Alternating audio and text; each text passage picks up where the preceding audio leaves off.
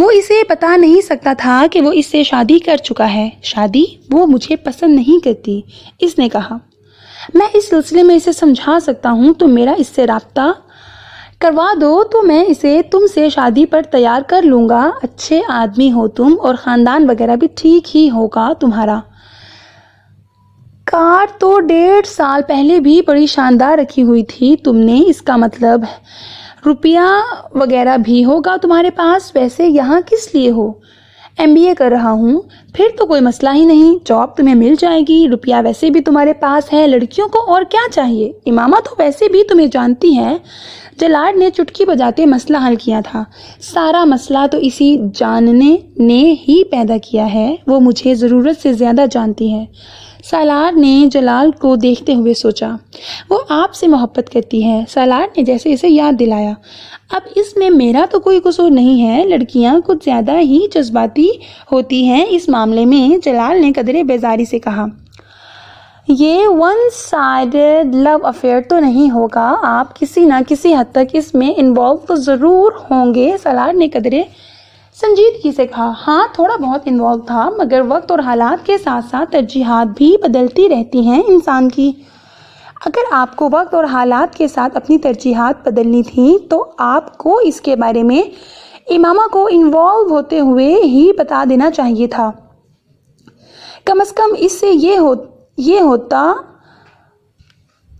کہ وہ آپ سے مدد کی توقع رکھتی، نہ ہی آپ پر اس قدر انحصار کرتی۔ میں امید کرتا ہوں آپ یہ تو نہیں کہیں گے کہ آپ نے اس سے شادی کے حوالے سے کبھی کوئی بات یا وعدہ کیا ہی نہیں تھا۔ جلال کچھ کہنے کی بجائے خشمگی نظروں سے اسے دیکھتا رہا۔ تم مجھے کیا جتانے اور بتانے کی کوشش کر رہے ہو؟ اس نے چند لمحوں کے بعد اکھڑے ہوئے انداز میں کہا۔ اس نے جب مجھ سے پہلی بار رابطہ کیا تھا تو آپ کا فون نمبر اور ایڈریس دے کر اس نے مجھ سے کہا تھا کہ میں آپ سے پوچھوں آپ نے اپنے پیرنٹس سے شادی کی بات کر لی ہے۔ میں نے اسے اپنا فون دیا تھا کہ وہ آپ سے یہ بات خود پوچھ لے۔ یقیناً اسلام آباد آنے سے پہلے آپ نے اس سے یہ کہا ہوگا کہ آپ اس سے شادی کے لیے اپنے پیرنٹس سے بات کریں گے۔ آپ نے یقیناً پہلے محبت وغیرہ کے اظہار کے بعد اسے پرپوز کیا ہوگا۔ جلال نے کچھ برہمی سے اس کی بات کاٹی۔ میں اسے پرپوز نہیں کیا تھا، اس نے مجھے پرپوز کیا تھا۔ مان لیتا ہوں اس نے پرپوز کیا، آپ نے کیا کیا؟ انکار کر دیا؟ وہ چیلنج کرنے والے انداز میں پوچھ رہا تھا۔ انکار نہیں کیا ہوگا، سالار عجیب سے انداز میں مسکرایا۔ اس نے مجھے بتایا تھا کہ آپ نعت بڑی اچھی پڑھتے ہیں اور آپ کو حضرت محمد صلی اللہ علیہ وآلہ وسلم سے بھی بہت محبت ہے۔ آپ کو بھی بتایا ہوگا اس نے کہ وہ آپ سے محبت کیوں کرتی تھی، مگر آپ سے مل کر اور آپ کو جان کر مجھے بہت مایوسی ہوئی۔ آپ نعت بہت اچھی پڑھتے ہوں گے، مگر جہاں تک حضرت محمد صلی اللہ علیہ وآلہ وسلم سے محبت کا تعلق ہے، میں نہیں سمجھتا وہ آپ کو ہے۔ میں خود کوئی بہت اچھا آدمی نہیں ہوں اور محبت کے بارے میں زیادہ بات نہیں کر سکتا، خاص طور پر اللہ اور حضرت محمد صلی اللہ علیہ وآلہ وسلم سے محبت کے بارے میں، مگر اتنا میں ضرور جانتا ہوں کہ جو شخص اللہ یا اس کے پیغمبر صلی اللہ علیہ وآلہ وسلم سے محبت کا دعویٰ کرتا ہے یا لوگوں کو یہ امپریشن دیتا پھرتا ہے کہ وہ مدد کے لیے پھیلے ہوئے ہاتھ کو نہیں جھٹک سکتا، نہ ہی وہ کسی کو دھوکہ اور فریب دے گا۔ سالار اٹھ کر کھڑا ہو گیا۔ اور میں تو آپ سے ریکویسٹ کر رہا ہوں اس کی مدد کے لیے، ہو سکتا ہے آپ نے بھی 1.5 سال پہلے کی ہو، پھر بھی اگر آپ انکار پر مصر ہیں تو میں یا کوئی آپ کو مجبور تو نہیں کر سکتا، مگر آپ سے مل کر اور آپ سے بات کر کے مجھے بہت مایوسی ہوئی۔ اس نے الوداعی مصافحہ کے لیے جلال کی طرف ہاتھ بڑھایا۔ جلال نے اپنا ہاتھ نہیں بڑھایا، وہ تنفر بھرے انداز میں ماتھے پر بل لیے اسے دیکھتا رہا۔ خدا حافظ۔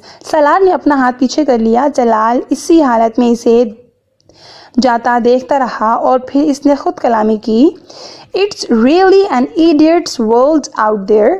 وہ دوبارہ لنچ ٹرے کی طرف متوجہ ہو گیا، اس کا موڈ بے حد آف ہو رہا تھا۔ جلال انصر سے ملاقات کے بعد وہ اپنے احساسات کو کوئی نام دینے میں ناکام ہو رہا تھا۔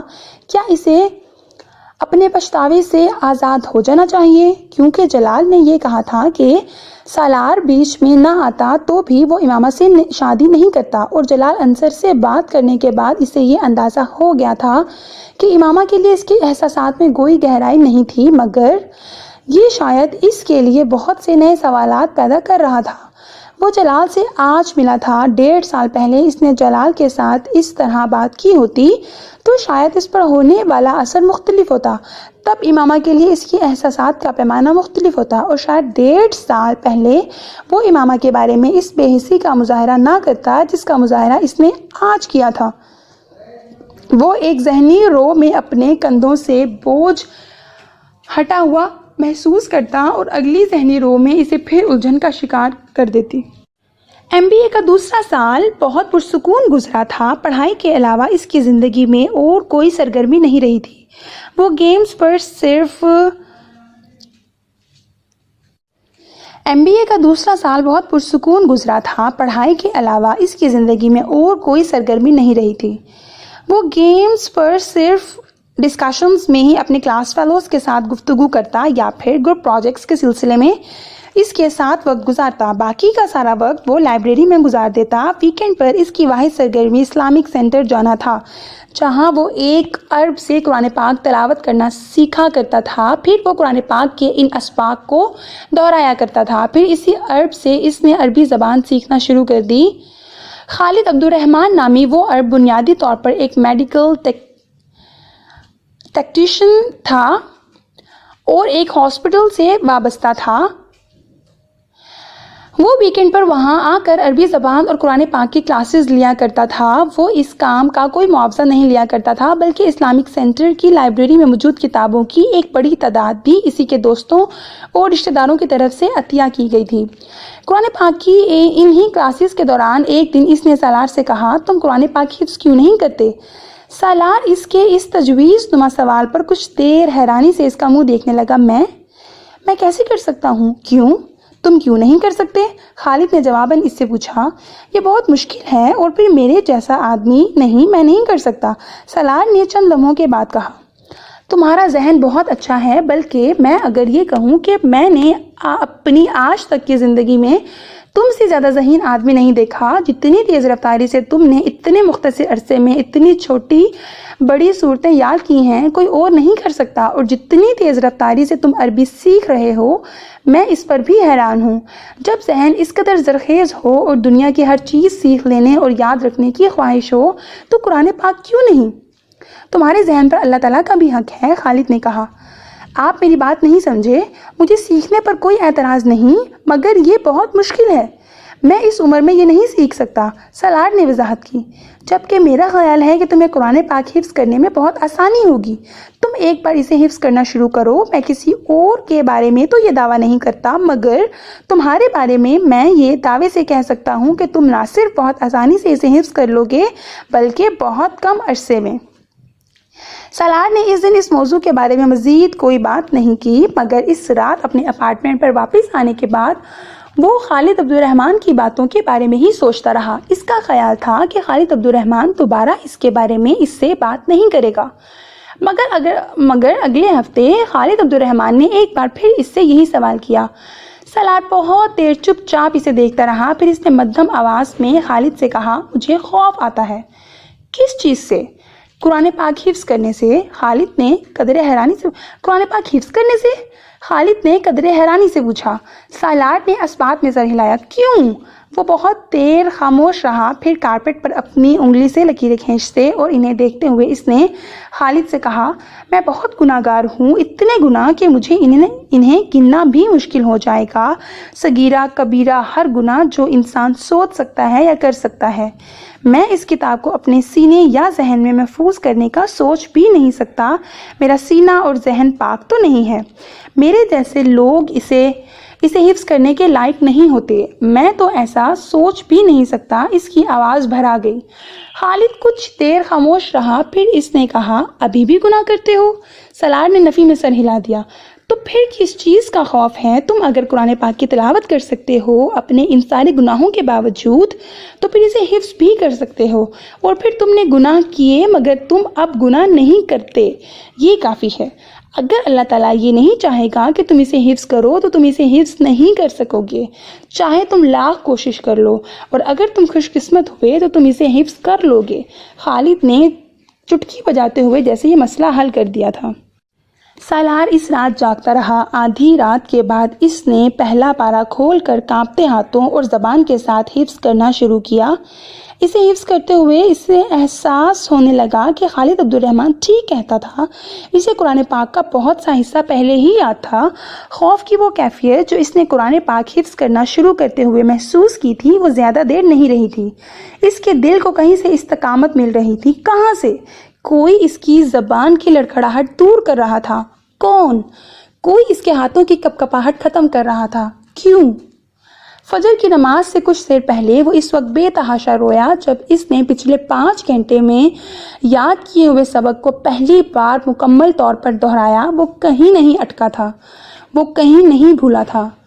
زیر زبر کی کوئی غلطی نہیں۔ آخری چند جملوں پر اس کی زبان پہلی بار کپکپانے لگی تھی۔ آخری چند جملے ادا کرتے ہوئے اسے بڑی دقت ہوئی تھی کیونکہ وہ اس وقت آنسوؤں سے رو رہا تھا۔ اگر اللہ یہ چاہے گا اور تم خوش قسمت ہوگے تو تم قرآن پاک حفظ کر لو گے، ورنہ کچھ بھی کر لو نہیں کر پاؤ گے۔ اسے خالد عبد الرحمن کی بات یاد آ رہی تھی۔ فجر کی نماز ادا کرنے کے بعد اس نے کیسٹ پر اپنی زندگی کے اس پہلے سبق کو ریکارڈ کیا تھا۔ ایک بار پھر اسے کسی دقت کا سامنا نہیں کرنا پڑا تھا۔ اس کی آواز میں پہلے سے زیادہ روانی اور لہجے میں پہلے سے زیادہ فصاحت تھی۔ اس کی زندگی میں ایک نئی چیز شامل ہو گئی تھی۔ اس پر ایک اور احسان کر دیا گیا تھا، مگر اس کا ڈپریشن ختم نہیں ہوا تھا۔ وہ رات کو سلیپنگ پیلز کے بغیر نیند کا تصور بھی نہیں کر سکتا تھا اور سلیپنگ پیلز لینے کے باوجود وہ کبھی اپنے کمرے کی لائٹس آف نہیں کر سکا تھا۔ وہ تاریکی سے خوف کھاتا تھا۔ یہ پھر خالد عبد الرحمن ہی تھا جس نے ایک دن اسے کہا تھا۔ وہ اسے قرآن پاک کا سبق زبانی سنا رہا تھا اور اسے احساس ہو رہا تھا کہ خالد عبد الرحمن مسلسل اس کے چہرے پر نظریں جمائے ہوئے تھا۔ جب اس نے اپنا سبق ختم کیا اور پانی کا گلاس اٹھا کر اپنے ہونٹوں سے لگایا تو اس نے خالد کو کہتے سنا، میں نے کل رات تمہیں خواب میں حج کرتے دیکھا ہے۔ سالار منہ میں لے جانے والا پانی حلق سے اتار نہیں سکا۔ گلاس نیچے رکھتے ہوئے خالد کو دیکھنے لگا، اس سال تمہارا MBA ہو جائے گا، اگلے سال تم حج کر لو۔ خالد کا لہجہ بہت رسمی تھا۔ سالار نے منہ میں موجود پانی غیر محسوس انداز میں حلق سے نیچے اتار لیا۔ وہ اس دن اس سے کوئی سوال جواب نہیں کر سکا۔ اس کے پاس کوئی سوال تھا ہی نہیں۔ MBA کے فائنل سیمسٹر سے 2 ہفتے پہلے اس نے قرآن پاک پہلی بار حفظ کر لیا تھا۔ فائنل سیمسٹر کے 4 ہفتے کے بعد 23.5 سال کی عمر میں اس نے اپنی زندگی کا پہلا حج کیا تھا۔ وہاں جاتے ہوئے، وہاں سے آتے ہوئے اس کے دل و دماغ میں کچھ بھی نہیں تھا، کوئی تکبر، کوئی تفخر، کوئی رشک، کچھ بھی نہیں۔ اس کے ساتھ پاکستانی کیمپ میں ساتھ جانے والے شاید وہ لوگ ہوں گے جو خوش قسمت ہوں گے، انہیں ان کی نیکیوں کے عوض وہاں بلایا گیا تھا۔ وہ قرآن پاک حفظ نہ کر رہا ہوتا تو حج کرنے کا سوچتا بھی نہیں۔ جو شخص حرم شریف سے دور اللہ کا سامنا کرنے کی ہمت نہ رکھتا ہو، اس سے یہ توقع رکھنا کہ وہ کعبہ کے سامنے پہنچ کر اللہ کا سامنا کر لے گا، وہ ہر جگہ جانے کو تیار ہو جاتا مگر خانہ کعبہ جانے کی جرأت نہیں کر سکتا تھا۔ مگر خالد عبد الرحمن کے ایک بار کہنے پر اس نے جیسے گھٹنے ٹیکتے ہوئے حج پر جانے کے لیے پیپرز جمع کروا دیے تھے۔ لوگوں کو حج پر جانے کا موقع تب ملتا تھا جب ان کے پاس گناہ نہیں ہوتے، نیکیوں کا ہی انبار ہوتا ہے۔ سالار سکندر کو یہ موقع تب ملا تھا جب اس کے پاس گناہوں کے علاوہ بھی کچھ بھی نہیں تھا۔ ہاں ٹھیک ہے، اگر میں گناہ کرنے سے خوف نہیں کھاتا رہا تو پھر اب مجھے اللہ کے سامنے جانے اور معذرت کرنے سے بھی خوف نہیں کھانا چاہیے۔ صرف یہی ہے نا کہ میں وہاں سر نہیں اٹھا سکوں گا، نظریں اوپر نہیں کر سکوں گا، منہ سے معافی کے علاوہ اور کوئی لفظ نہیں نکال سکوں گا، تو ٹھیک ہے، مجھے یہ سزا بھی ملنی چاہیے۔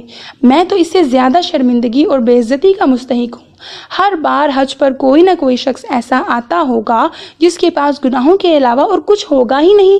اس بار وہ شخص میں ہی صحیح، سالار سکندر ہی صحیح، اس نے سوچا تھا۔ گناہ کا بوجھ کیا ہوتا ہے اور آدمی اپنے گناہ کے بوجھ کو کس طرح قیامت کے دن اپنی پشت سے اتار پھینکنا چاہے گا، کس طرح اس سے دور بھاگنا چاہے گا، کس طرح اسے دوسرے کے کندھے پر ڈال دینا چاہے گا، یہ اس کی سمجھ میں حرم شریف میں پہنچ کر ہی آیا تھا۔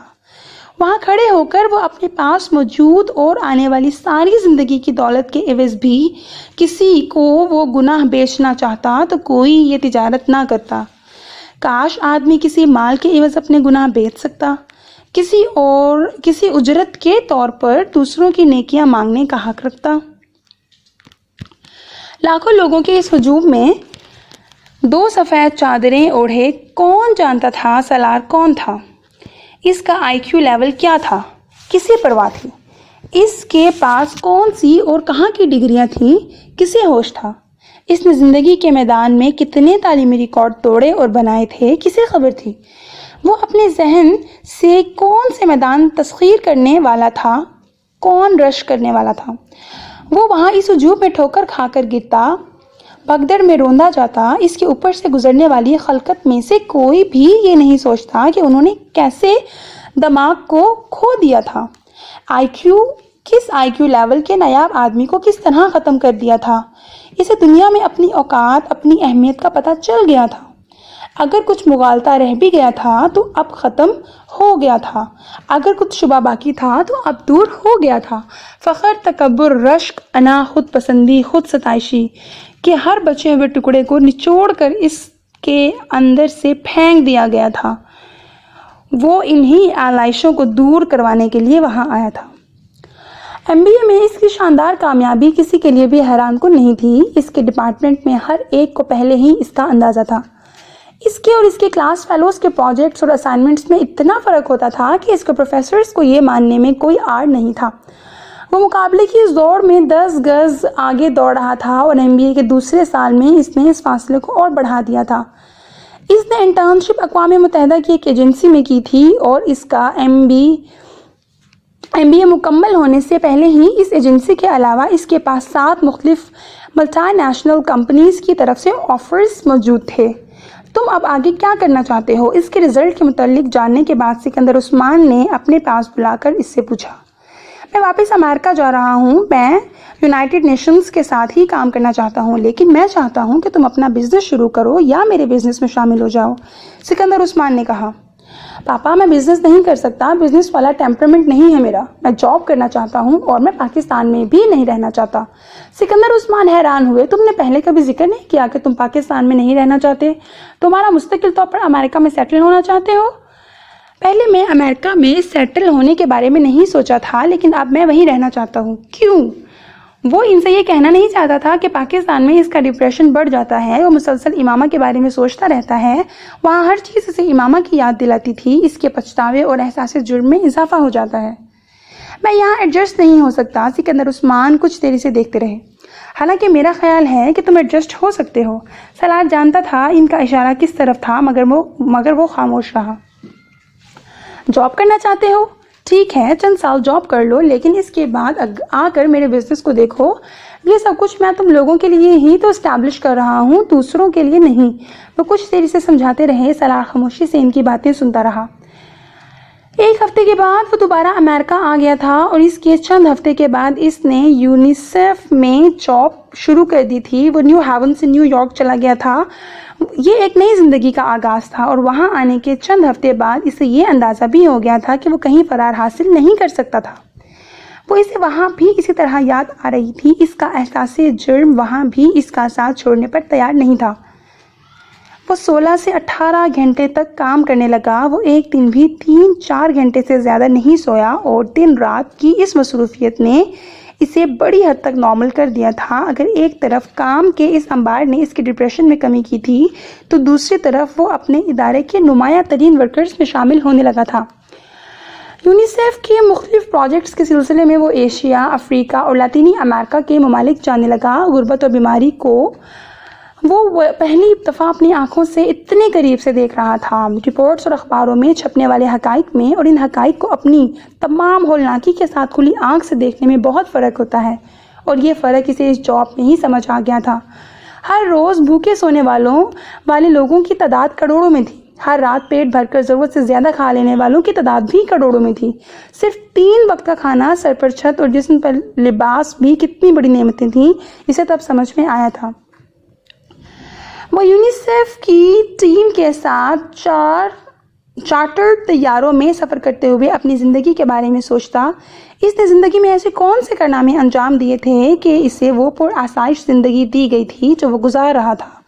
وہ ان لوگوں سے کیا گناہ ہوئے تھے کہ وہ زندگی کی تمام بنیادی ضروریات سے محروم صرف زندہ رہنے کی خواہش میں خوراک کے ان پیکٹس کے پیچھے بھاگتے پھرتے تھے۔ وہ ساری رات جا کر اپنے ادارے کے لیے ممکنہ اسکیمیں اور پلانز بناتا رہتا، کہاں خوراک کی ڈسٹریبیوشن کیسے ہو سکتی ہے، کیا بہتری لائی جا سکتی ہے، کہاں مزید امداد کی ضرورت ہے، کن علاقوں میں کس طرح کے پروجیکٹس درکار ہیں۔ وہ بعض دفعہ 48 گھنٹے بغیر سوئے کام کرتا رہتا۔ اس کے بنائے ہوئے پروپوزلز اور رپورٹس تکنیکی لحاظ سے اتنے مربوط ہوتے تھے کہ ان میں کوئی خامی ڈھونڈنا کسی کے لیے ممکن نہیں رہتا تھا۔ وہ اس کی یہ خصوصیات اس کی ساخت اور نام کو اور بھی مستحکم کرتی جا رہی تھیں۔ اگر مجھے اللہ نے دوسروں سے بہتر ذہن اور صلاحیتیں دی ہیں تو مجھے ان صلاحیتوں کو دوسروں کے لیے استعمال کرنا چاہیے، اس طرح استعمال کرنا چاہیے کہ میں دوسروں کی زندگیوں میں زیادہ سے زیادہ آسانی لا سکوں، دوسروں کی زندگی کو بہتر کر سکوں۔ وہ کام کرتے ہوئے اس کے علاوہ اور کچھ نہیں سوچتا تھا۔ یونیسیف کے لیے کام کرنے کے دوران ہی اس نے ایم فل کرنے کا سوچا تھا اور پھر اس نے ایم فل میں ایڈمیشن لے لیا تھا۔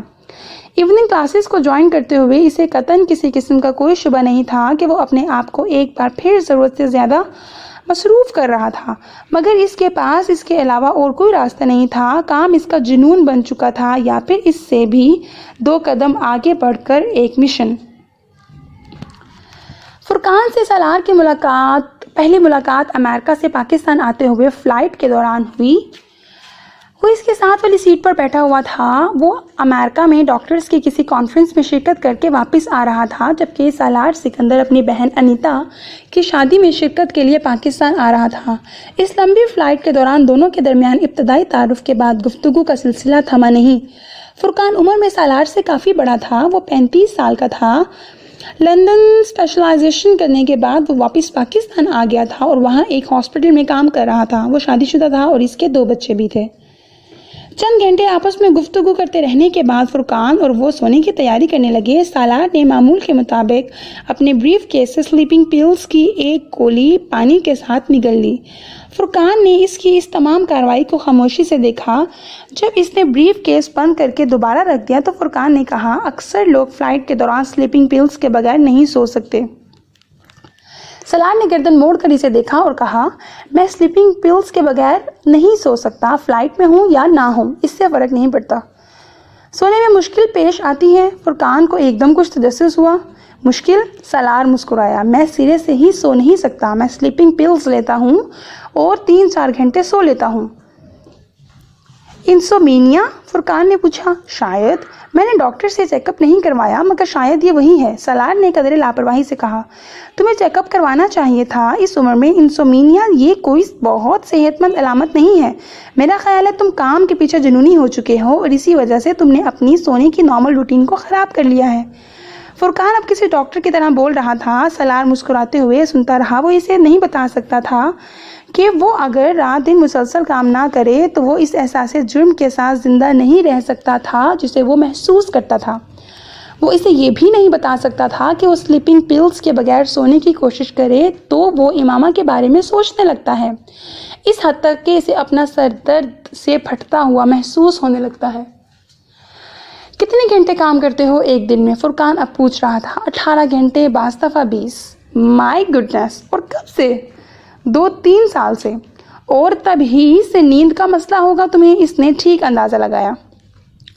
میں نے خود اپنی روٹین خراب کر لی ہے، تم نے خود اپنی روٹین خراب کر لی ہے، فرقان نے اس سے کہا، ورنہ اتنے گھنٹے کام کرنے والے آدمی کو تو ذہنی تھکن ہی ایک لمبی اور پرسکون نیند سلا دیتی ہے۔ یہ میرے ساتھ نہیں ہوتا، سالار نے مدھم لہجے میں کہا۔ یہی تو تمہیں جاننے کی کوشش کرنی چاہیے کہ اگر یہ تمہارے ساتھ نہیں ہوتا تو کیوں نہیں ہوتا۔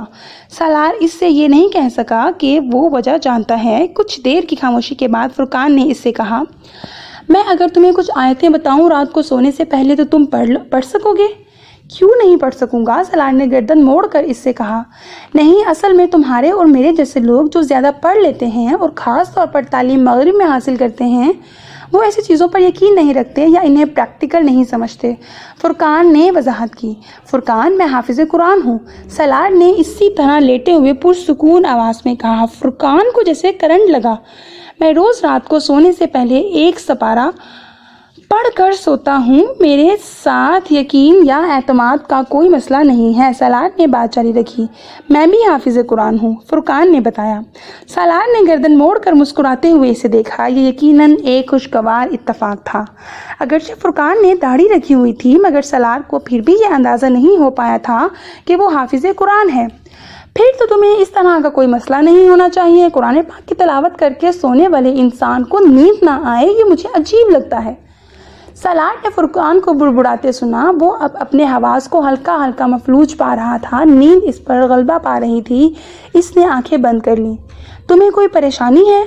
इसने फुरकान की आवाज़ सुनी। वो नींद की गोलियों के ज़ेरे असर ना होता तो मुस्कुराकर इनकार कर देता, मगर वो जिस हालत में था इसमें वो इनकार नहीं कर सका। हाँ, मुझे बहुत ज़्यादा परेशानियां हैं, मुझे सुकून नहीं है। मुझे लगता है मैं मुसलसल किसी सहरा में सफ़र कर रहा हूँ। पछतावे और एहसास जुर्म मुझे छोड़ते ही नहीं। मुझे किसी पीर कामिल की तलाश है जो मुझे इस तकलीफ़ से निकाल दे, जो मुझे मेरी ज़िंदगी का रास्ता दिखा दे। फुरकान दमबहूद इसका चेहरा देख रहा था। सलार की आंखें बंद थी, मगर वो इसकी आंखों के कोनों से निकलती नमी को देख सकता था। इसकी आवाज़ में भी बेरब्ती और लड़खड़ाहट थी। वो इस वक्त लाशऊरी तौर पर स्लीपिंग पिल्स के ज़ेरे असर बोल रहा था। वो अब खामोश हो चुका था। फुरकान ने मज़ीद कोई सवाल नहीं किया। बहुत हमवार अंदाज में चलने वाली इसकी सांस बता रही थी कि वो नींद में जा चुका था। जहाज़ में होने वाली वो मुलाकात वहीं ख़त्म नहीं हुई। वो दोनों जागने के बाद भी आपस में गुफ्तगू करते रहे। फुरकान ने सलार से इन चंद जुमलों के बारे में नहीं पूछा था जो इसने नींद की आगोश में समाते हुए बोले थे। खुद सलार को भी अंदाज़ा नहीं था कि इसने सोने से पहले इससे कुछ कहा था। अगर कहा था तो क्या कहा था। सफ़र ख़त्म होने से पहले इन दोनों ने आपस में कॉन्टैक्ट नंबर्स और एड्रेस का तबादला किया। फिर सलार ने इसे अनीता की शादी पर इनवाइट किया। फुरकान ने आने का वादा किया, मगर सलार को इसका यकीन नहीं था।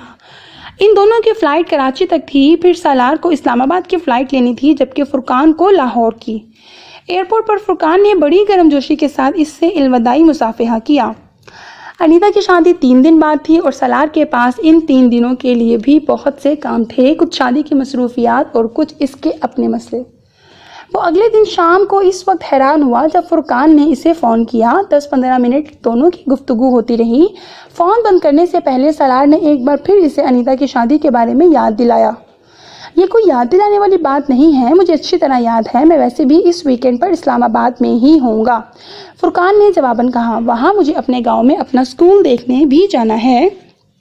उसकी बिल्डिंग में कुछ इजाफी तामीर हो रही है। इसी सिलसिले में तो इस्लामाबाद में इस बार मेरा क़याम कुछ लंबा ही होगा।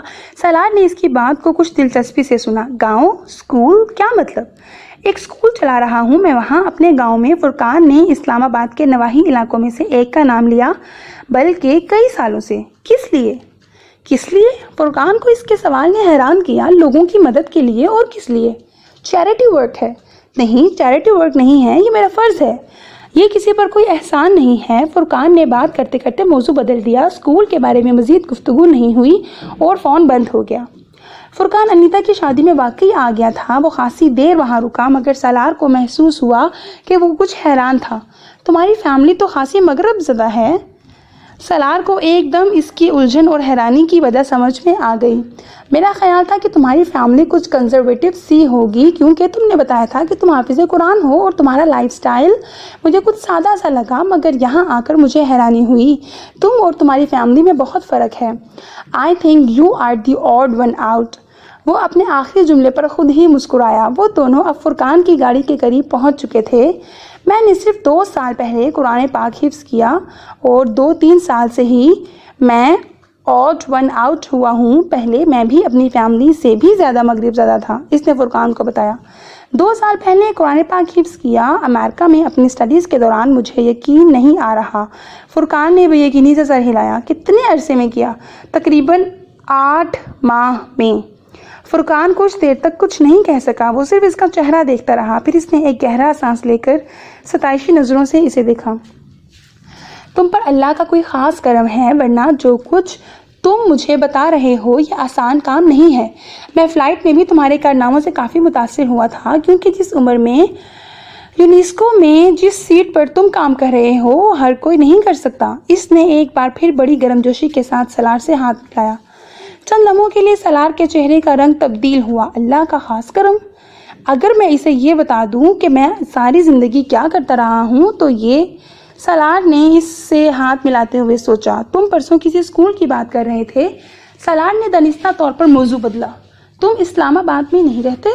نہیں، میں اسلام آباد میں ہی رہتا ہوں، مگر میرا ایک گاؤں ہے، آبائی گاؤں، وہاں ہماری خود زمین ہے، ایک گھر بھی تھا۔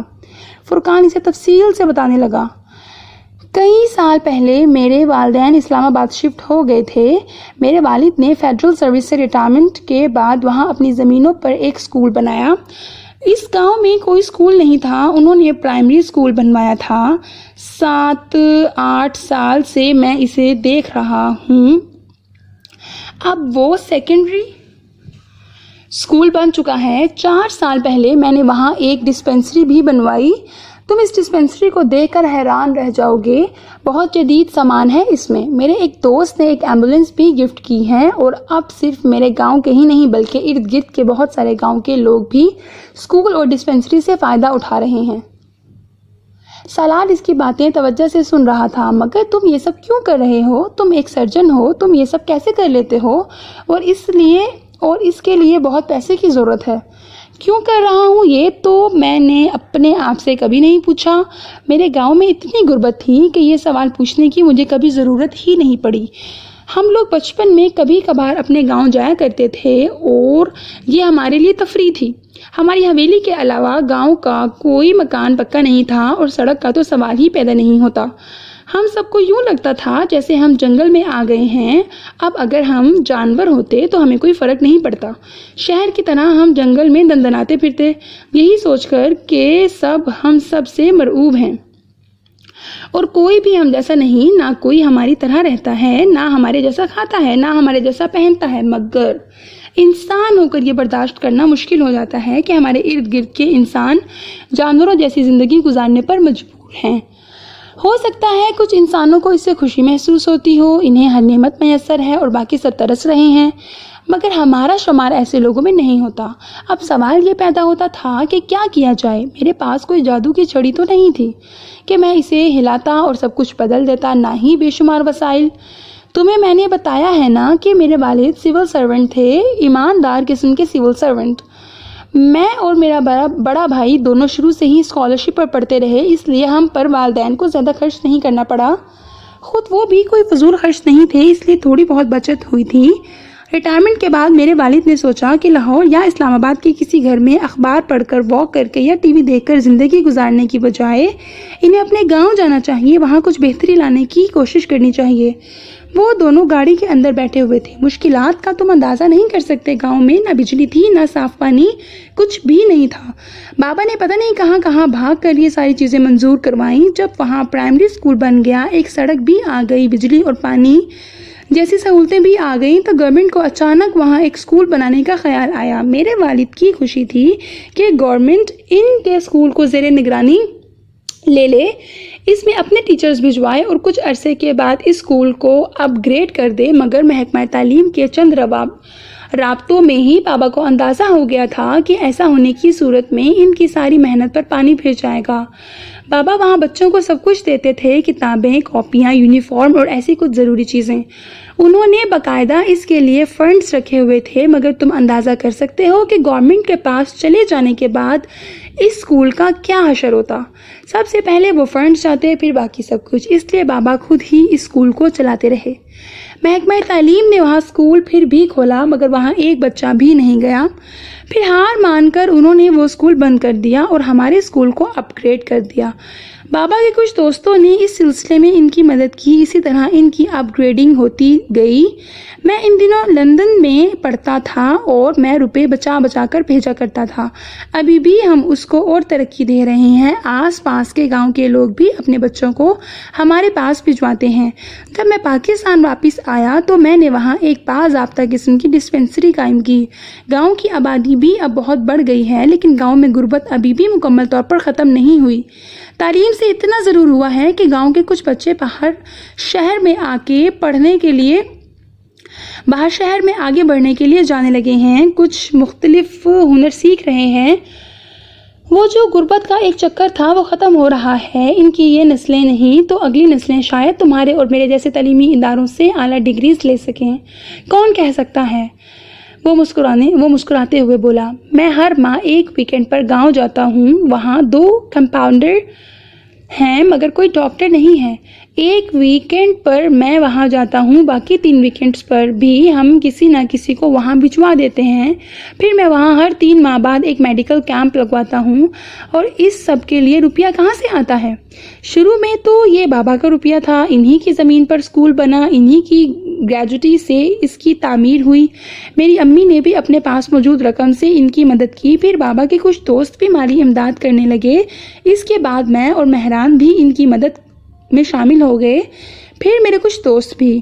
میں اپنی انکم کا ایک خاص حصہ ہر ماہ گاؤں بھجوا دیتا ہوں. اس سے ڈسپنسری بڑے آرام سے چلتی رہتی ہے. اور جو ڈاکٹرز وہاں مہینے کے 3 ویکینڈز پر جاتے ہیں وہ کچھ چارج نہیں کرتے. ان کے لیے یہ سوشل ورک ہے. میڈیکل کیمپس بھی اسی طرح کے لگ جاتے ہیں. اور اسکول کے پاس اب اتنے فکس ڈپازٹس ہو چکے ہیں کہ ان سے آنے والی رقم ٹیچرز کی تنخواہ اور دوسری اخراجات کے لیے کافی ہوتی ہے. ہم چند سالوں میں وہاں ٹیکنیکل ایجوکیشن کے لیے بھی کام کرنا چاہتے ہیں. تم کب جا رہے ہو وہاں؟ میں تو کل صبح نکل رہا ہوں. اگر میں تمہارے ساتھ جانا چاہوں؟ سلاڈ نے کہا. موسٹ ویلکم, مگر کل تو ولیمہ ہوگا, تم یہاں مصروف ہوگے. فرقان نے اسے یاد دلایا. ولیمہ تو رات کو ہے. سارا دن تو میں فارغ ہی ہوں. کیا رات تک پہنچنا مشکل ہوگا؟ نہیں, بالکل بھی نہیں. تم بہت آسانی سے پہنچ سکتے ہو. صرف صبح کو جلدی نکلنا پڑے گا اگر تم واقعی وہاں چند گھنٹے گزارنا چاہتے ہو, ورنہ پھر تم واپس آ کر خاصے تھک جاؤ گے. فرقان نے اس سے کہا. میں نہیں تھکوں گا. میں یونیسیف کی ٹیمز کے ساتھ کیسے علاقوں میں سفر کرتا رہا ہوں, تمہیں اس کا اندازہ نہیں ہو سکتا. میں فجر کے بعد تیار رہوں گا. تم مجھے وقت بتا دو.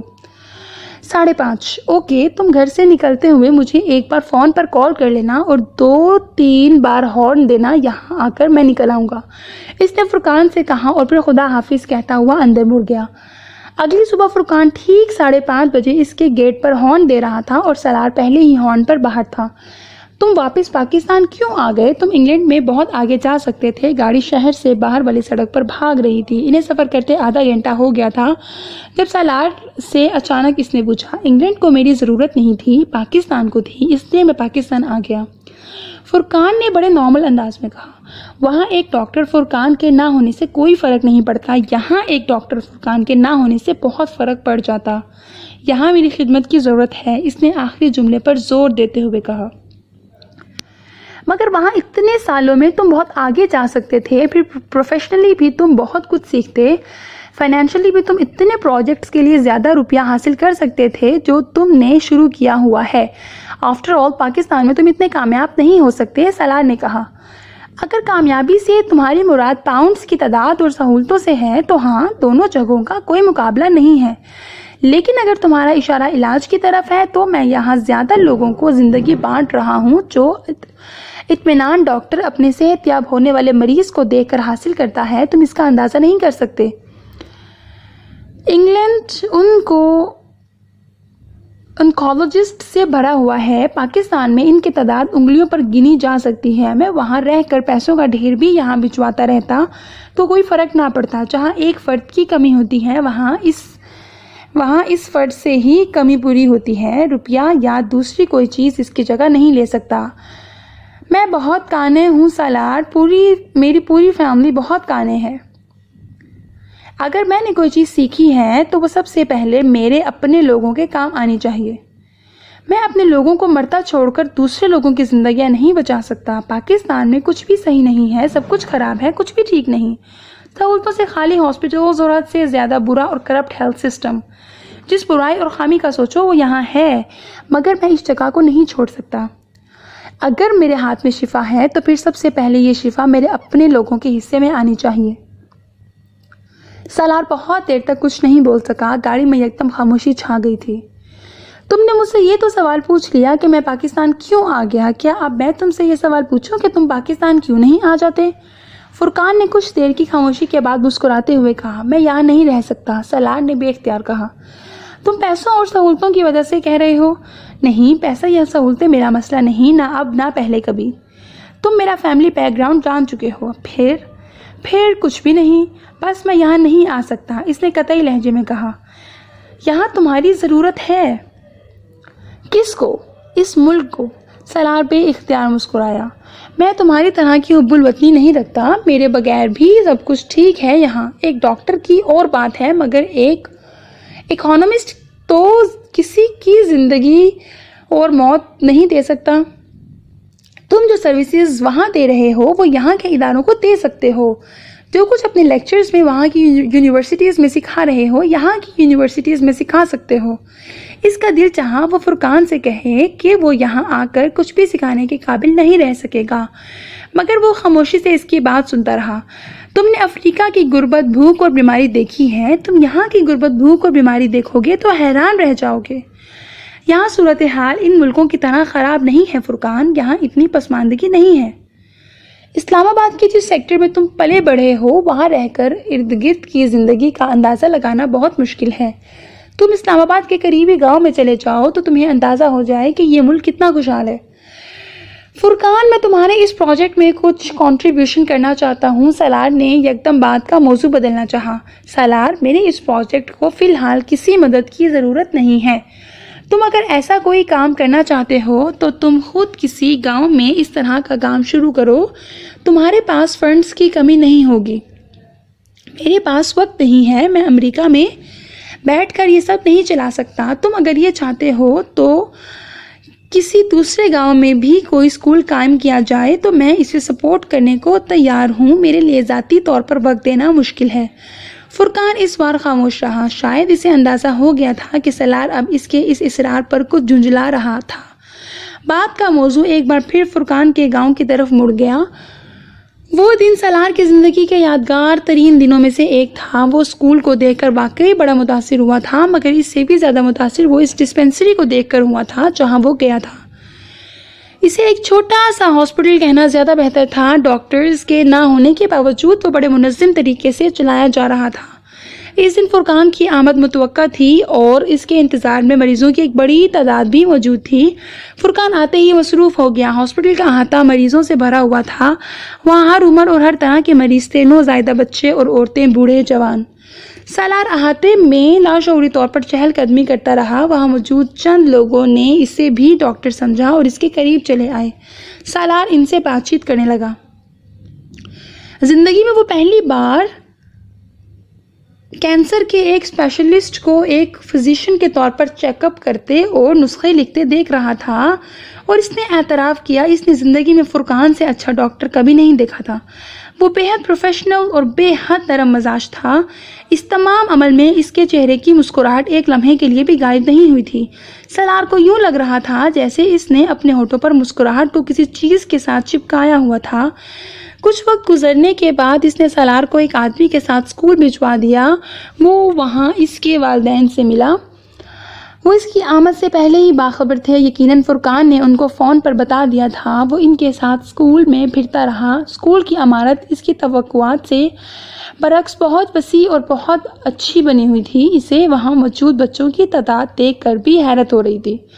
وہاں کچھ گھنٹے رکنے کے بعد وہ ان دونوں کے ساتھ ان کی حویلی میں آ گیا۔ حویلی کے بیرونی دروازے سے اندر داخل ہوتے ہی بے اختیار اس کا دل خوش ہوا تھا۔ اسے اس گاؤں میں اس قسم کے شاندار لان کی توقع نہیں تھی۔ وہاں پودوں کی بھرمار تھی مگر بے ترتیبی نہیں تھی۔ بہت شاندار لان ہے، بہت آرٹسٹک۔ وہ تعریف کیے بغیر نہیں رہ سکا۔ یہ شکیل صاحب کا شوق ہے، فرقان کی امی نے کہا۔ میرا اور نشین کا، فرقان کے والد نے اضافہ کیا۔ نشین؟ سالار نے سوالیہ انداز میں کہا۔ فرقان کی بیوی۔ یہ آرٹسٹک ٹچ اسی کا ہے، انہوں نے مسکراتے ہوئے کہا۔ فرقان نے مجھے بتایا تھا اس کی فیملی لاہور میں ہوتی ہے۔ سالار کو یاد آیا، ہاں وہ لوگ لاہور میں ہی ہوتے ہیں، مگر فرقان مہینے میں ایک ویکینڈ یہاں گزارتا ہے، پھر وہ اپنی فیملی بھی یہاں لاتا ہے۔ یہ سلائیڈز اس کے بچوں کے لیے لگوائی ہیں۔ نوشین بھی ڈاکٹر ہے۔ ابھی بچے چھوٹے ہیں اس لیے پریکٹس نہیں کرتی، مگر جب یہاں آتی ہے تو فرقان کے ساتھ ڈسپینسری جاتی ہے۔ اس بار وہ اپنے بھائی کی شادی میں مصروف تھی، اس لیے فرقان کے ساتھ نہیں آ سکی۔ وہ ادھر ادھر نظریں دوڑاتا ان کی باتیں سنتا رہا۔ وہ ان کے ساتھ لنچ کرنے کے لیے گھر پر آیا اور اس کا خیال تھا کہ کچھ دیر تک فرقان بھی آ جائے گا، مگر جب کھانا لگنا شروع ہو گیا تو اس نے فرقان کے بارے میں پوچھا۔ وہ دوپہر کا کھانا یہاں نہیں کھاتا، صرف ایک سینڈوچ اور چائے کا کپ لیتا ہے۔ اس میں بھی 5 منٹ سے زیادہ نہیں لگتے۔ اس کے پاس مریض اتنے ہوتے ہیں کہ وہ شام تک بالکل فارغ نہیں ہوتا، کھانا وانا بالکل بھول جاتا ہے۔ فرقان کی امی نے اس سے کہا۔ وہ ان کے ساتھ باتیں کرتے ہوئے کھانا کھانے لگا۔ فرقان کے والد فنانس ڈویژن میں ہی کام کرتے رہے تھے اور 20ویں گریڈ میں ریٹائر ہوئے تھے۔ یہ جان کر کہ سالار کا تعلق بھی فنانس سے ہی تھا، ان کے جوش میں کچھ اضافہ ہو گیا تھا۔ سالار کو ان سے باتیں کرتے ہوئے وقت گزرنے کا احساس نہیں ہوا۔ سالار نے ان سے اس اسکول کے حوالے سے بات کی۔ اسکول کے لیے ہمیں فی الحال کسی چیز کی ضرورت نہیں ہے، ہمارے پاس خاصے فنڈز ہیں۔ فرقان کا ایک دوست ایک نیا بلاگ بھی بنوا رہا ہے، بلکہ بن ہی چکا ہے، تم نے تو دیکھا ہی ہے۔ ہاں، اگر تم کچھ کرنا چاہتے ہو تو ڈسپینسری کے لیے کرو۔ ہمیں ایک مستقل ڈاکٹر کی ضرورت ہے اور ہم اس کے لیے ہیلتھ منسٹری میں بہت دفعہ درخواستیں دے چکے ہیں۔ فرقان نے اپنے تعلقات بھی استعمال کیے ہیں، مگر کوئی بھی ڈاکٹر یہاں مستقل طور پر آ کر رہنے کو تیار نہیں، اور ہمیں ایک ڈاکٹر کی اشد ضرورت ہے۔ تم نے مریضوں کی تعداد تو دیکھی ہی ہوگی، ایک قریبی گاؤں میں ایک ڈسپینسری اور ڈاکٹر ہے، مگر ڈاکٹر مستقل چھٹی پر ہے اور اگلا ڈاکٹر بھی آنے سے پہلے ہی چھٹی پر چلا جاتا ہے۔ میں اس سلسلے میں جو کچھ کر سکا کروں گا، لیکن میں چاہتا ہوں کہ اس اسکول کے لیے بھی کچھ کروں۔ میں واپس جانے کے بعد کوشش کروں گا کہ آپ کو یونیسکو کی طرف سے کسی NGO کے ذریعے ہر سال کچھ گرانٹ بھی ملتی رہے، لیکن ہمیں اس کی ضرورت نہیں ہے۔ یہ سب کچھ جو تم نے دیکھا ہے، یہ سب ہم لوگوں نے خود کیا ہے، ہماری فیملی نے، رشتہ داروں نے، فیملی فرینڈز نے، میرے واقف کاروں نے، میرے بچوں کے دوستوں نے۔ ہمیں کبھی کسی حکومت یا بین الاقوامی ایجنسی کی گرانٹ کی ضرورت ہی نہیں پڑی۔ کب تک یونیسکو آ کر ہمارے لوگوں کی بھوک، جہالت اور بیماری ختم کرتی رہے گی؟ جو کام ہم اپنے وسائل سے کر سکتے ہیں وہ ہمیں اپنے وسائل سے ہی کرنے چاہیے۔ میں صرف یہ چاہتا تھا کہ آپ اس پروجیکٹ کو اور بڑھائیں۔ سالار بے اختیار بولتے ہوئے لڑکھڑایا۔ یہ بہت بڑھ جائے گا، تم 20 سال بعد یہاں آ کر دیکھو گے تو یہ گاؤں تمہیں ایک مختلف گاؤں ملے گا۔ جتنی غربت تم نے آج یہاں دیکھی ہے وہ تب نہیں ہوگی، ان کا کل آج سے مختلف ہوگا۔ فرقان کے والد نے بے حد اطمینان سے کہا۔ سالار چپ چاپ انہیں دیکھتا رہا۔ سپہر کے قریب اسے فرقان نے ڈسپینسری سے فون کیا۔ کچھ دیر رسمی گفتگو کے بعد اس نے سالار سے کہا، اب تمہیں واپس اسلام آباد کے لیے نکل جانا چاہیے۔ میں چاہتا تھا کہ خود تمہیں واپس چھوڑ کر آؤں، مگر یہاں بہت رش ہے۔ جو لوگ دوسرے گاؤں سے آتے ہیں، اگر میں انہیں آج چیک نہیں کر سکا تو انہیں بہت زحمت ہوگی، اس لیے میں اپنے ڈسپینسر کو بھجوا رہا ہوں، وہ گاڑی میں تمہیں اسلام آباد چھوڑ آئے گا۔ اس نے پروگرام طے کیا۔ اوکے، سالار نے کہا۔ جانے سے پہلے ڈسپینسری آ کر مجھ سے مل لینا، اس نے فون بند کرتے ہوئے کہا۔ سالار نے ایک بار پھر فرقان کے والدین کے ساتھ چائے پی۔ گاڑی تب تک وہاں آ چکی تھی، پھر وہ وہاں سے ایک گاڑی میں فرقان کے پاس چلا گیا۔ صبح والی بھیڑ اب کم ہو چکی تھی، وہاں اب صرف 25-30 کے قریب لوگ تھے۔ فرقان ایک بوڑھے آدمی کا معائنہ کر رہا تھا۔ سالار کو دیکھ کر مسکرایا۔ میں 2 منٹ میں انہیں چھوڑ کر آتا ہوں، اس نے مریض سے کہا اور پھر اٹھ کر کھڑا ہو گیا۔ سالار کے ساتھ چلتا ہوا وہ باہر گاڑی تک آیا۔ تم کب تک پاکستان میں ہو؟ اس نے سالار سے پوچھا۔ 1.5 ہفتہ۔ پھر تو دوبارہ ملاقات نہیں ہو سکے گی تم سے، کیونکہ میں تو اب اگلے ہی ماہ اسلام آباد اور یہاں آؤں گا، لیکن میں تمہیں فون کروں گا۔ تمہاری فلائٹ کب ہے؟ سالار نے اس کے سوال کو نظر انداز کیا۔ ملاقات کیوں نہیں ہو سکتی؟ میں لاہور آ سکتا ہوں اگر تم انوائٹ کرو۔ فرقان کچھ حیران انداز میں مسکرایا۔ سالار اس سے ہاتھ ملاتے ہوئے گاڑی میں بیٹھ گیا۔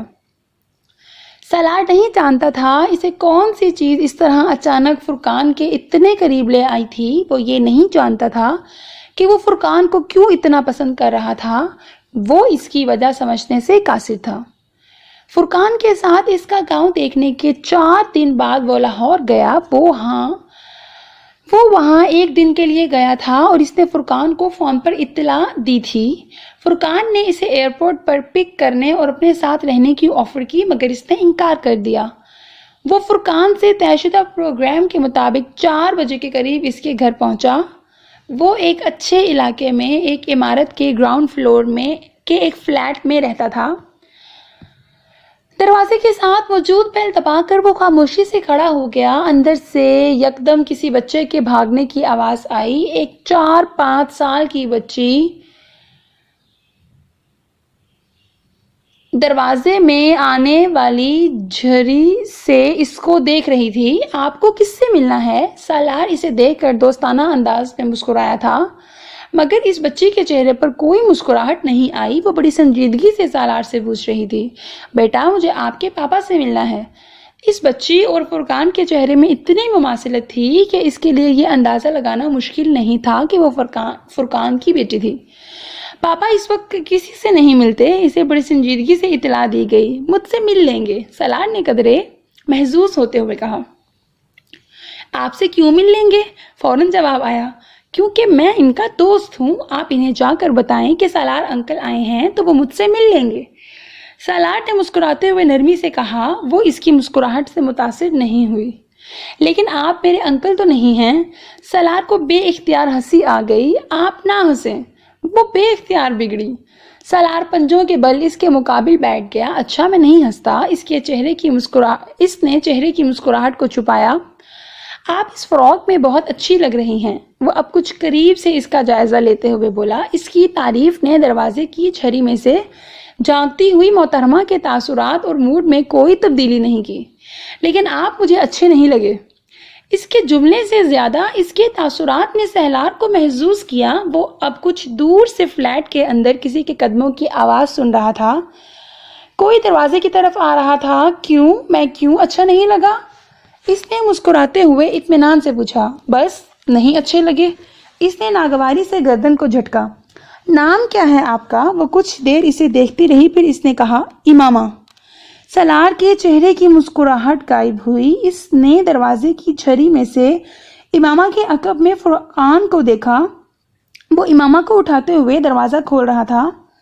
سالار کھڑا ہو گیا۔ فرقان نہا کر نکلا تھا۔ اس کے بال گیلے اور بے ترتیب تھے۔ سالار نے مسکرانے کی کوشش کی۔ وہ فوری طور پر کامیاب نہیں ہو سکا۔ فرقان نے اس سے ہاتھ ملایا۔ میں تمہارا ہی انتظار کر رہا تھا، وہ اس کے ساتھ اندر جاتے ہوئے بولا۔ وہ دونوں اب ڈرائنگ روم میں داخل ہو رہے تھے۔ امامہ فرقان کی گود میں چڑھی ہوئی تھی اور اسے مسلسل کان میں کچھ بتانے کی کوشش کر رہی تھی، جسے فرقان مسلسل نظر انداز کر رہا تھا۔ انکل سالار سے ملی ہیں آپ؟ فرقان نے سالار کو بیٹھنے کا اشارہ کرتے ہوئے امامہ سے پوچھا۔ وہ اب خود بھی صوفے پر بیٹھ رہا تھا۔ یہ مجھے اچھے نہیں لگتے۔ اس نے بات تک اپنے ناپسندیدگی پہنچائی۔ بہت بری بات ہے امامہ، ایسے نہیں کہتے۔ فرقان نے سرزنش کرنے والے انداز میں کہا۔ آپ انکل کے پاس جائیں اور ان سے ہاتھ ملائیں۔ اس نے امامہ کو نیچے اتار دیا۔ وہ سالار کی طرف جانے کی بجائے یکدم بھاگتے ہوئے باہر چلی گئی۔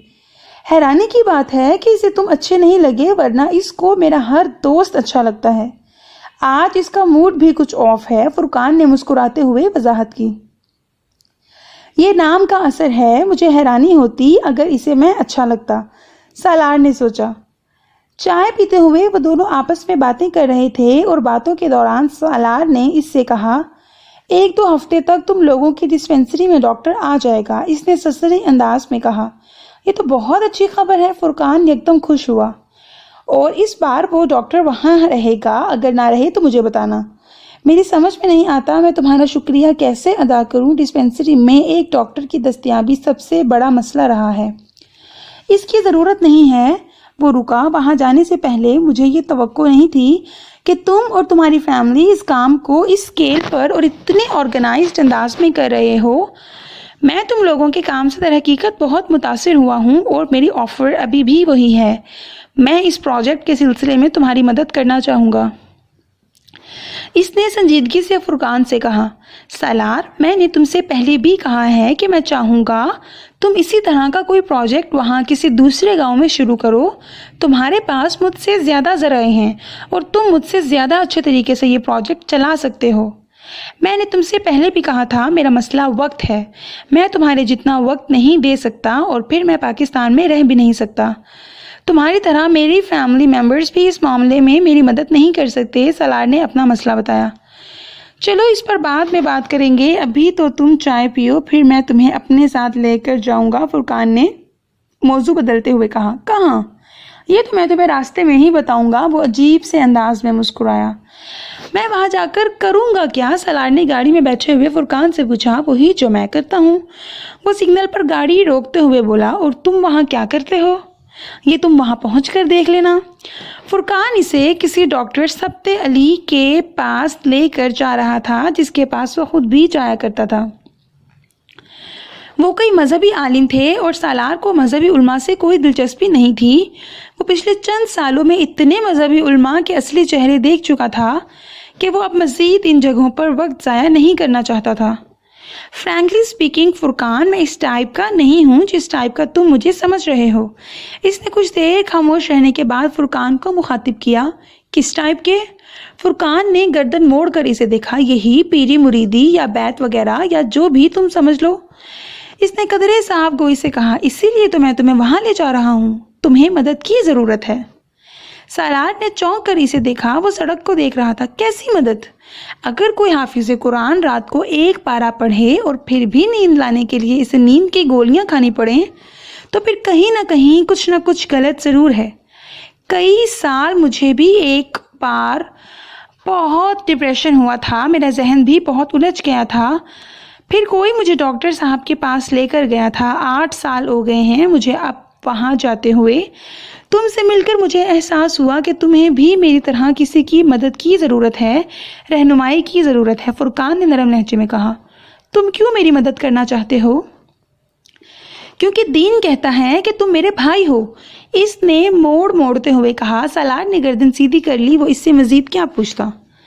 اسے مذہبی علماء سے کوئی دلچسپی نہیں تھی۔ ہر عالم اپنے فرقے کی تعریف میں زمین اور آسمان کے کلابے ملانے میں ماہر تھا۔ ہر عالم کو اپنے علم پر غرور تھا۔ ہر عالم کا لب لباب یہی ہوتا تھا، میں اچھا ہوں باقی سب برے ہیں، میں کامل ہوں باقی سب نامکمل ہیں۔ ہر عالم کو دیکھ کر لگتا اس نے علم کتابوں سے نہیں براہ راست وحی کے ذریعے حاصل کیا ہے جس میں غلطی کا کوئی امکان ہی نہیں ہے۔ اس نے آج تک ایسا عالم نہیں دیکھا تھا جو اپنے اوپر تنقید سنے اور برداشت بھی کرے۔ سالار خود اہل سنت مسلک سے تعلق رکھتا تھا، مگر جو آخری چیز وہ کسی سے ڈسکس کرنا چاہتا تھا وہ مسلک اور فرقہ تھا، اور ان مذہبی علماء کے پاس ڈسکس کرنے کے لیے سب سے پہلی چیز مسلک اور فرقہ ہی تھا۔ ان علماء کے پاس جاتے جاتے وہ رفتہ رفتہ ان سے برگشتہ ہو گیا تھا۔ ان کی پوٹلی میں صرف علم بھرا ہوا تھا، عمل نہیں۔ وہ غیبت ایک گناہ پر لمبا چوڑا لیکچر دیتے، قرآن آیات اور احادیث کے حوالے دیتے، اور اگلی ہی سانس میں وہ اپنے کسی ہم عصر عالم کا نام لے کر اس کا مذاق اڑاتے، اس کی علمی جہالت کو ثابت کرنے کی کوشش کرتے۔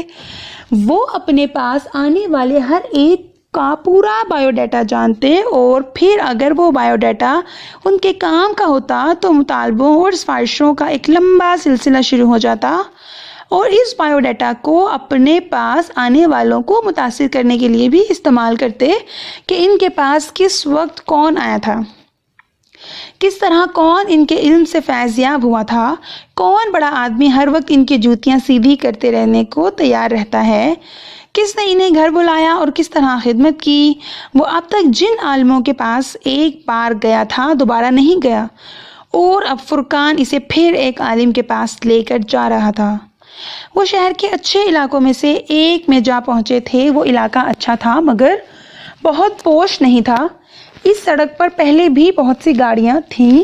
فرقان نے بھی ایک مناسب جگہ پر گاڑی سڑک کے کنارے پارک کر دی، پھر وہ گاڑی سے نیچے اتر گیا۔ سالار نے اس کی پیروی کی۔ 3-4 منٹ چلتے رہنے کے بعد وہ ان بنگلوں میں سے ایک نسبتاً سادہ مگر پروقار اور چھوٹے بنگلے کے سامنے پہنچ گئے۔ نیم پلیٹ پر ڈاکٹر سبت علی کا نام تحریر تھا۔ فرقان بلا جھجک اندر داخل ہو گیا۔ سالار نے اس کی پیروی کی۔ بنگلے کے اندر موجود چھوٹے سے لان میں ایک مالی اپنے کام میں مصروف تھا۔ فرقان نے پورش میں ایک ملازم کے ساتھ دعا سلام کا تبادلہ کیا، پھر وہ مزید کچھ آگے چلتا ہوا ایک دروازے کے سامنے پہنچ گیا اور وہاں اس نے اپنا جوتا اتار دیا۔ وہاں پہلے بھی بہت سے جوتے پڑے تھے۔ اندر سے باتوں کی آواز آ رہی تھی۔ سالار نے بھی دیکھا دیکھی اپنے جوتے اتار دیے۔ سالار نے ایک قدم اس کے اندر رکھتے ہوئے ایک ہی نظر میں پورے کمرے کا جائزہ لے لیا۔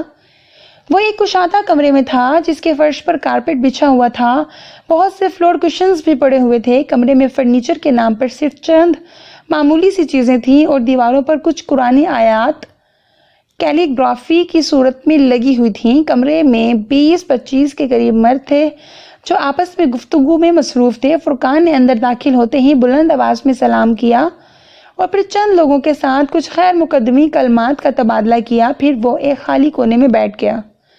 ڈاکٹر سید سبت علی کہاں ہیں؟ سالار نے اس کے قریب بیٹھتے ہوئے مدھم آواز میں پوچھا۔ 8 بجتے ہی وہ اندر آ جائیں گے، ابھی تو صرف 7:25 ہوئے ہیں، فرقان نے اس سے کہا۔ سالار گردن ہلا کر کمرے میں بیٹھے ہوئے لوگوں کا جائزہ لینے لگا۔ وہاں ہر عمر کے افراد تھے، چند ٹین ایج لڑکے، اس کے ہم عمر افراد، فرقان کی عمر کے لوگ، ادھیڑ عمر اور کچھ عمر رسیدہ بھی۔ فرقان اپنی دائیں طرف بیٹھے کسی آدمی کے ساتھ مصروف گفتگو تھا۔ ٹھیک 8 بجے اس نے 60-65 سال کے ایک آدمی کو ایک اندرونی دروازہ کھول کر کمرے میں داخل ہوتے دیکھا۔ اس کی توقع کے برعکس وہاں بیٹھے ہوئے لوگوں میں سے کوئی بھی استقبال کے لیے احتراماً کھڑا نہیں ہوا۔ آنے والے نے ہی سلام میں پہل کی تھی، جس کا جواب وہاں موجود لوگوں نے دیا۔ آنے والے کے احترام میں کھڑا نہ ہونے کے باوجود سالار اب اچانک وہاں بیٹھے ہوئے لوگوں کی نشست کے انداز میں احترام دیکھ رہا تھا۔ وہ سب یکدم بہت چوکنے اور محتاط نظر آنے لگے۔ آنے والے یقیناً ڈاکٹر سید سبت علی تھے۔ وہ کمرے کی ایک دیوار کے سامنے اس مخصوص جگہ پر بیٹھ گئے جنہیں شاید انہی کے لیے چھوڑا گیا تھا۔ وہ سفید شلوار قمیض میں ملبوس تھے، ان کی رنگت سرخ و سفید تھی اور یقیناً جوانی میں بہت خوبصورت ہوں گے۔ ان کے چہرے پر موجود داڑھی بہت لمبی نہیں تھی مگر بہت گھنی اور نفاست سے تراشی گئی تھی۔ داڑھی مکمل طور پر سفید نہیں ہوئی تھی اور کچھ یہی حال ان کے سر کے بالوں کا بھی تھا۔ سفید اور سیاہ کے امتزاج نے ان کے چہرے اور سر پر موجود بالوں کو بہت باوقار کر دیا تھا۔ وہ وہاں بیٹھ کر دائیں طرف موجود کسی آدمی کا حال دریافت کر رہے تھے، شاید وہ کسی بیماری سے اٹھ کر آیا تھا۔ سالار نے چند ہی لمحوں میں ان کے سراپے کا جائزہ لے لیا تھا۔ وہ اور فرقان باقی لوگوں کے عقب میں دیوار کے ساتھ ٹیک لگائے بیٹھے تھے۔ ڈاکٹر سبت علی نے اپنے لیکچر کا آغاز کیا۔ ان کا لب و لہجہ بے حد شائستہ تھا اور انداز دھیما تھا۔ کمرے میں مکمل سکوت تھا، وہاں بیٹھے ہوئے لوگوں میں سے کوئی بھی حرکت نہیں کر رہا تھا۔ سالار کو ان کے ابتدائی چند جملوں سے ہی اندازہ ہو گیا تھا کہ وہ ایک غیر معمولی عالم کے سامنے تھا۔ ڈاکٹر سبت علی شکر کے معاملے میں بات کر رہے تھے۔ انسان اپنی زندگی میں بہت سے نشیب و فراز سے گزرتا ہے، کبھی کمال کی بلندیوں کو جا چھوتا ہے، کبھی زوال کی گہرائیوں تک جا پہنچتا ہے۔ ساری زندگی وہ انہی دونوں انتہاؤں کے درمیان سفر کرتا رہتا ہے، اور جس راستے پر وہ سفر کرتا ہے وہ شکر کا ہوتا ہے یا ناشکری کا۔ کچھ خوش قسمت ہوتے ہیں، وہ زوال کی طرف جائیں یا کمال کی طرف، وہ صرف شکر کے راستے پر ہی سفر کرتے ہیں۔ کچھ ایسے ہوتے ہیں جو صرف ناشکری کے راستے پر سفر کرتے ہیں، چاہے وہ زوال حاصل کریں یا کمال، اور کچھ ایسے ہوتے ہیں جو ان دونوں پر سفر کرتے ہیں، کمال کی طرف جاتے ہوئے شکر کے اور زوال کی طرف جاتے ہوئے ناشکری کے۔ انسان اللہ کی ان گنت مخلوقات میں سے ایک مخلوق ہے، اشرف المخلوقات ہے، مگر مخلوق ہی ہے۔ وہ اپنے خالق پر کوئی حق نہیں رکھتا، صرف فرض رکھتا ہے۔ وہ زمین پر کسی ایسے ٹریک ریکارڈ کے ساتھ نہیں اتارا گیا کہ وہ اللہ سے کسی بھی چیز کو اپنا حق سمجھ کر مطالبہ کر سکے، مگر اس کے باوجود اس پر اللہ نے اپنی رحمت کا آغاز جنت سے کیا۔ اس پر نعمتوں کی بارش کر دی گئی اور اس سب کے بدلے اس سے صرف ایک چیز کا مطالبہ کیا گیا، شکر کا۔